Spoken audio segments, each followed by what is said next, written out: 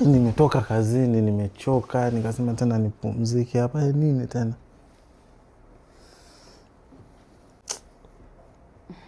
Wakati umelala hapo, nimekaa nimekuangalia ulivyolalala.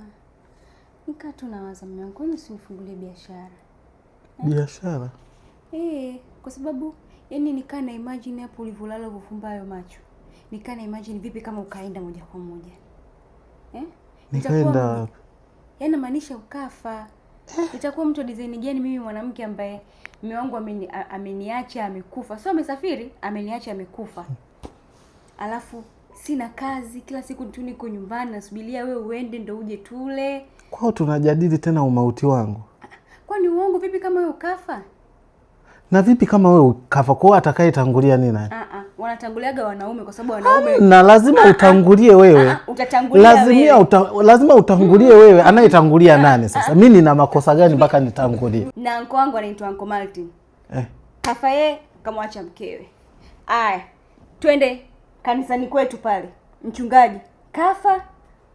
Kabakiza mama mchungaji sasa hivi. Kanisa liendelee. Kwa sababu mama mchungaji alikuwa hana kipawa cha kuhubiri. Aya, tuachane na hayo yote. Mzee mwenye nyumba. Unamjua kabisa baba mwenye nyumba. Kafa, kabaki mama mwenye nyumba. Kwa hiyo wewe huwezi kuruka. Yaani hichi kikombe huwezi kukiepuka. Kwa hiyo mimi ndo nitakayetangulia. Utatangulia? Hapana, lazima utatangulia wewe. Kwa hiyo unataka nikufungulie biashara ili ubaki vizuri, si ndio? Unaweza kusimama hata ukiwa haupo. Ili hiyo biashara nikikufungulia uje uendelee na mwanaume mwingine. Mwanaume mwingine wapi boss? Kwa hiyo kweli unazungumzia umauti wangu? Nimetoka kazini, nimehangaika huko na maisha, napambana, nasema nirudi nyumbani, nimelala kidogo tu hapa, nasema at least nipumzike, umeniamsha kujadili umauti wangu, si ndio?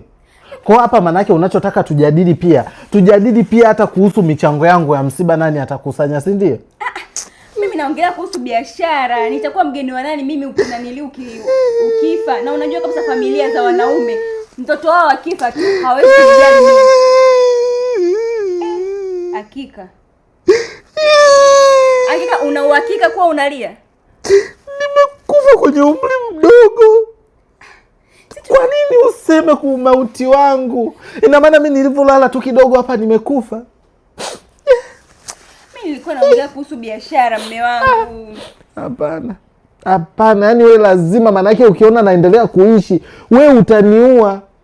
Manake ikionekana mimi sijafa kama ulivyokuwa umekusudia na bajeti yako, manake utaniua. Mimi nakuuaje babangu kati nakupenda hakika. Ile tu nimeongelea. Usije ukaniacha nikaa sina cha kufanya, sina pa kwenda. Mama kweli hivyo? Shika kwa. Aga uenda wapi? Naenda nje. Utoke nje kufanya kati tunaongea kuhusu biashara hakika. Basi wewe jadili mambo. Wewe si ndio utakaye baki wewe. Hakika bwana. Vipi kama ukafa leo usiku hakika? Sikubali. Sikubali wewe.